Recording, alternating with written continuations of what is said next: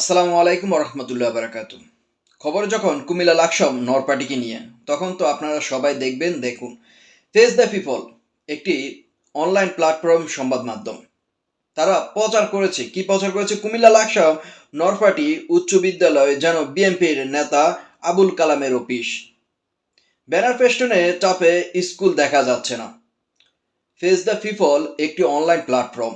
এই প্ল্যাটফর্মে এই খবরটি প্রচার করে, যা মুহূর্তের মধ্যে ভাইরাল হয়ে যায়। আমি বলবো যে এই অনলাইন প্ল্যাটফর্মের এই সংবাদ মাধ্যমে যারা আছেন, তারা যে অ্যাডমিন রয়েছে তার দায়িত্বজ্ঞানহীনতা অনেক কমতি রয়েছে। যেমন দায়িত্বজ্ঞানহীনতা কমতি যেমন কেমন রয়েছে, দেখুন আমি আগে বলে দিচ্ছি, তারপর আপনারা ব্যাপারটা বুঝতে পারবেন। ভিডিওটা ভালো লাগলে অবশ্যই শেয়ার করবেন। দায়িত্বজ্ঞানহীনতা কেমন? একটি অনলাইন প্ল্যাটফর্ম, আমি এতদিন ভাবছি ফেস দ্য পিপল একটি ভালো অনলাইন প্ল্যাটফর্ম, কিন্তু না। দায়িত্ব তাদের কোনো যাচাই বাছাই ছাড়া, সত্যতা ছাড়া কেউ একটি পোস্ট তাদেরকে শেয়ার করলো, কারো কোনো ছবি একটি শেয়ার করলো, তারা হুটহাট করে এটা নিউজ করে দিল, আর যেটা মুহূর্তের মধ্যে ভাইরাল। হ্যাঁ, দেখুন, কুমিল্লা লাকসাম নরপাটি উচ্চ বিদ্যালয়ে বিএনপির একটি জনসভা গিয়েছে।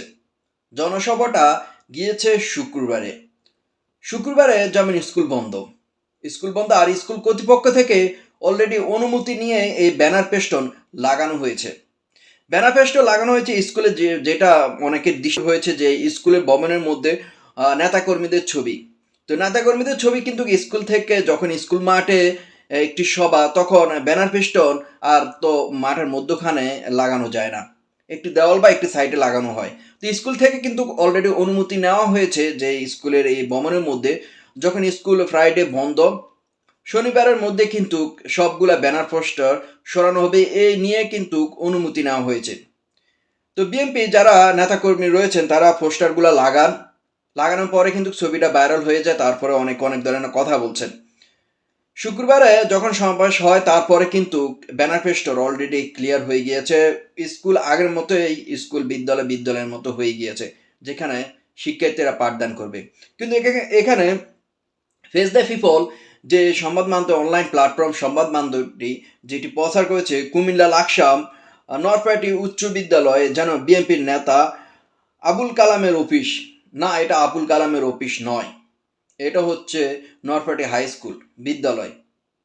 হুটহাট ভুলভাল নিউজ করে মনে করেন আপনি ভাইরাল হয়ে যাবেন, এইসব এসব ধান্দাবাজি ছেড়ে দেন।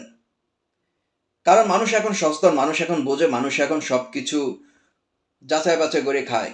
হুটহাট আপনি মনে করেন হুটহাট একটা নিউজ করবেন, আপনি এটা ভাইরাল হয়ে যাবেন, আপনার চ্যানেলে টাকা ইনকাম, ভিউ হবে, টাকা ইনকামের একটা ধান্দা না।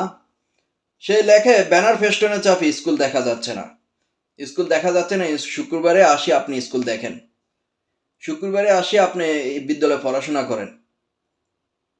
এসব অনলাইন প্ল্যাটফর্মে ভুলভাল মনে করে তারা যাচাই বাছাই তারা সত্যতা ছাড়া খোঁজ খবর না নিয়ে হুটহাট কেউ একটা পোস্ট করলো, মানে শেয়ার করলো, তাদেরকে তারা হুট করে এটা প্রচার করে দিল।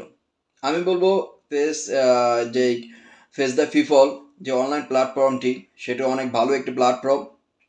আমি বলবো তারা আরও দায়িত্ব জ্ঞান নিয়ে, তারা আরও যাচাই বাছাই সত্যতা নিয়ে নিউজ করবে, এটাই তাদের প্রতি প্রত্যাশা। এইসব হুটহাট ভুলভাল নিউজ থেকে বিরত থাকার জন্য অনুরোধ করছি। ভিডিওটা ভালো লাগলে অবশ্যই শেয়ার করে দিবেন। ধন্যবাদ সকলকে, সবাইকে জানার সুযোগ করে দিবেন। বিদ্যালয় শুক্রবার বন্ধ ছিল, তখনই সমাবেশ ছিল বিএনপি, তারপরে ব্যানার কিন্তু নেতারা দায়িত্ব নিয়ে সরিয়ে ফেলেছেন। আপনারা গুজবে কান দেবেন না, গুজব থেকে বিরত থাকুন। তৃতীয় পক্ষ এই ধরনের স্বার্থ হাসিল করার জন্য এসব পোস্ট শেয়ার করছেন। ধন্যবাদ সকলকে।